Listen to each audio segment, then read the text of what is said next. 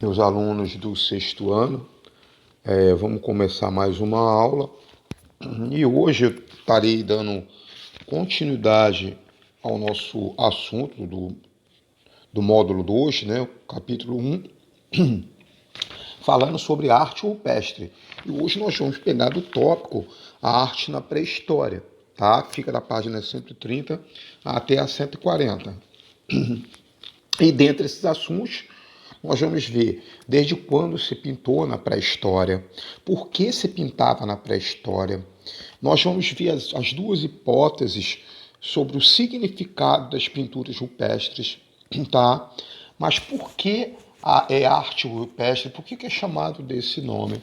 E nós vamos ver os sítios arqueológicos, vamos ver tipos de arte rupestre e vamos finalizar com a correção do nosso exercício da aula anterior, tá? Bem, desde quando se pintou na pré-história? Olha, não se sabe como os povos da pré-história descobriram a pintura. Mesmo com todos os estudos que foram feitos, não existe assim, uma razão, tá? Que detalhe os motivos dele não, tá? O que nós sabemos, tá? Que foi conseguido através de vários exames, é que o material usado, tá? É o calcário, tá? O calcário geralmente é formado, né, o acúmulo de sedimentos, e ele é formado de carbonato de cálcio e magnésio juntos, né? E não se sabe, tá? Outra coisa também que não se sabe é que exatamente quando eles começaram a pintar, tá? Acredita-se, né, isso é uma hipótese, que essas pinturas começaram a surgir 40 mil anos antes de Cristo a 11 mil anos antes de Cristo, tá? Desculpa. É, sabe-se também, tá, que no Paleolítico já se usava-se ferramenta, fogo, tá? E que o corpo é, do ser humano que vivia nessa época já tinha as mesmas feições do ser humano moderno, sim, com a nossa fisionomia, né? É, outro ponto também que eu tenho que falar para vocês, que a datação desses registros pictóricos, né, eles são feitos por exames feitos por profissionais da arqueologia, os arqueólogos, né? E os principais métodos para se chegar a um resultado é o teste de carbono 14, tá? Que informa com precisão quando esse registro foi feito, tá? Bem, por que se pintava na pré-história? Olha, existe dois motivos, tá? O primeiro registro artístico foram feitos na pré-história, tá? Isso a gente já viu, a gente já sabe, tal. Agora, compreender os seres humanos tinha uma linguagem, a gente tem que compreender. Eles tinham uma linguagem, essa era a forma deles deixarem os registros dele, tá? E foram também os primeiros sinais de comunicação por meio gráfico, tá? É a primeira forma que esse homem achou para se comunicar por forma gráfica, né? Digamos assim, entre aspas, forma escrita, tá? E o que se costumava fazer, tá? Se costuma fazer um levantamento de hipótese do porquê ele pintava na pré-história, tá? Aí nós temos, tá, a reprodução fotográfica de uma pintura na pré-história destacando a cena de uma caça. A gente está falando da época em que o homem ele era caçador e coletor. E curiosamente, a gente está vendo que esse homem da pré-história está caçando ali com um arco e uma flecha, né? E 4 animais, sendo que 2 estão correndo e um está ali esperando ver o que ele vai fazer ali. Duas hipóteses, olha só. É, é, essa imagem não, essas imagens não se tratavam, né, apenas de representação. Acreditava-se que o animal caçado tinha uma alma, tá? Então, no momento que você matava o animal, essa alma continuava vagando. Então, uma forma de você prender essa alma era desenhando o animal na parede da caverna, que ali você determina aonde aquela alma tem que ficar, tá? Uma, porque seria uma forma também de você reter a alma do animal. Essa retenção da imagem na parede poderia também revelar a intenção do ser humano pré-histórico em conciliar-se com a sua caça, tá? Ele ficava ali atado à caça dele, tá? Fica de bem com a caça, seria isso, né?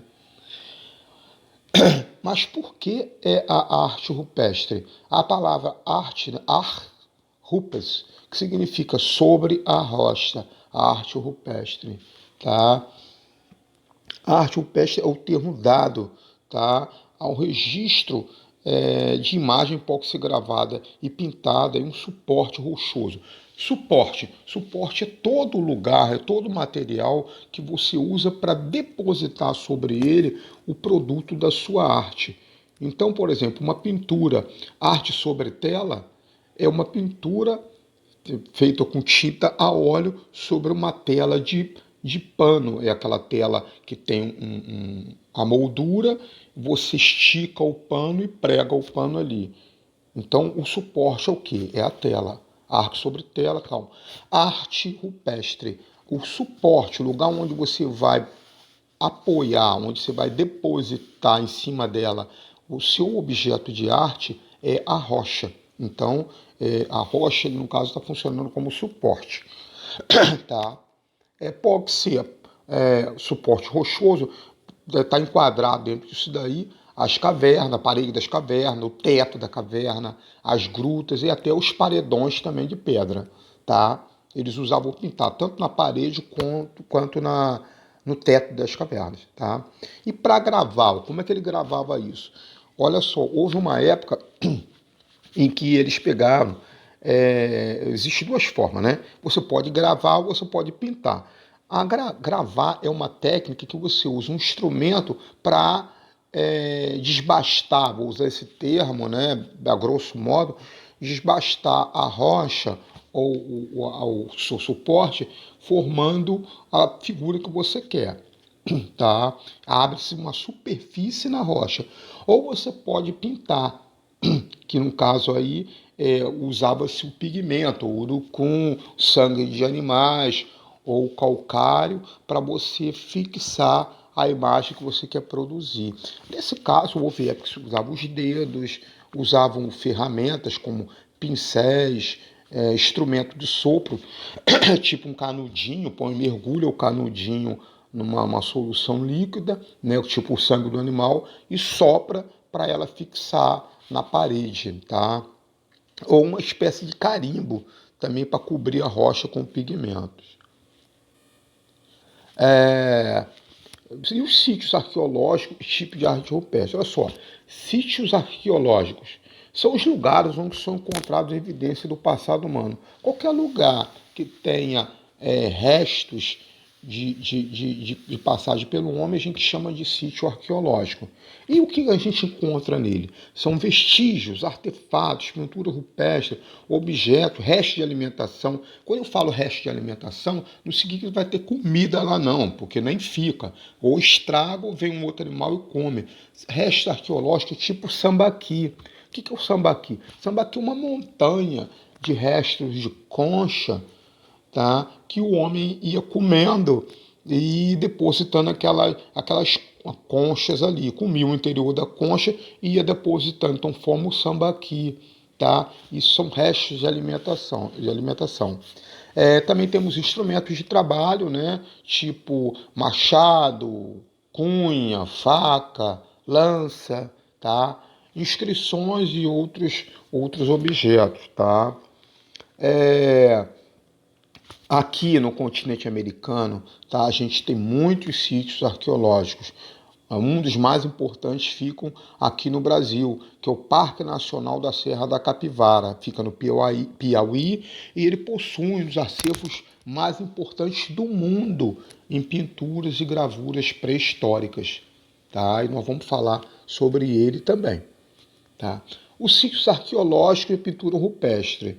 Tá? A arte rupestre ela varia de acordo com a região e o período em que foi feita. Tá? Varia de região porque ela vai refletir a necessidade daquele homem naquele momento. E vai refletir também, vai variar o período que, né, dependendo do período, o homem pode ter tido, pode ter estado, né, num período de maior ou menor evolução cultural. Então isso vai influenciar diretamente na sofisticação do que ele fez, tá? No período paleolítico, tá? As representações do ser vivo eram exatamente realistas, ou seja, no paleolítico eles pintavam como era realmente, tá? Já no período neolítico, tá? A nova pedra, né? Nova pedra ou pedra polida, tá? Prevaleceram as figuras geométricas, as figuras abstratas, tá? E outra coisa que eu tenho que falar para vocês é que foram encontradas muitas manifestações de arte rupestre em sítios arqueológicos de diversas partes do mundo, tá? Não só aqui na América do Sul, em especial no Brasil, mas em outras partes do mundo também. Tá? Então a gente tem aí, ó, o Parque Nacional de Kakadu, na Austrália, né? Nós temos ali a reprodução fotográfica de uma pintura rupestre, tá? Que representa um homem caçando um canguru, tá? E foi feita numa rocha ali também. Temos a caverna de Altamira, nós temos reprodução ali é, de uma caça também, parece um bisão, né? Nós temos ali a caverna de Lascaux, né? Lascaux, né? Na França, a reprodução que mostra animais pintados na parede rochosa da caverna e observe o tom, né? Utilizado na pintura. Ali está parecendo que houve o uso de pigmentos tipo urucum pela cor, né? Para fixar o animal na parede. Temos também, né, na Argélia, né, Tassil Najar, tá? Tá uma representação do deus Sefá, né, uma pintura rupestre na região do deserto do Saara, né, ali um deus idealizado pelo o povo da África, né? Também feito na rocha. Temos também a Gruta das Mãos, ele tem esse nome por ter sido encontrado nessa gruta uma série de pinturas e uma delas se destacou pela forma, né, das mãos. São várias mãos em várias posições e com várias cores, né? E temos também a Newgrange, na Irlanda, a reprodução fotográfica da entrada de uma tumba, tá? Que mostra traçados geométricos e abstratos. Tá? Observem a rocha que está vedando a entrada da tumba, né? Que ela tem uma série de pinturas, né?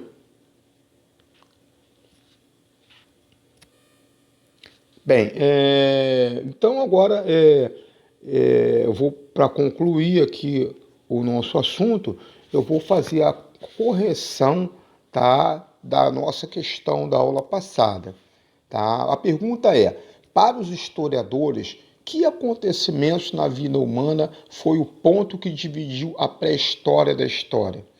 Qual é a divisão? O que marca? Qual é o acontecimento que marca a divisão entre história e pré-história? Entre pré-história e história. Foi o desenvolvimento da agricultura? Foi a domesticação de animais? Foi a descoberta do fogo ou foi o desenvolvimento da escrita? O que vocês responderam? Muito bom. Se vocês responderam desenvolvimento da escrita, vocês acertaram, tá? É isso mesmo, tá? O que marcou a passagem da pré-história para a história foi a criação, a invenção da forma de escrita, tá? Bem, então eu vou pedir para vocês, para com base nessa nossa aula e na aula passada, para vocês resolverem os exercícios da página 138 a 140.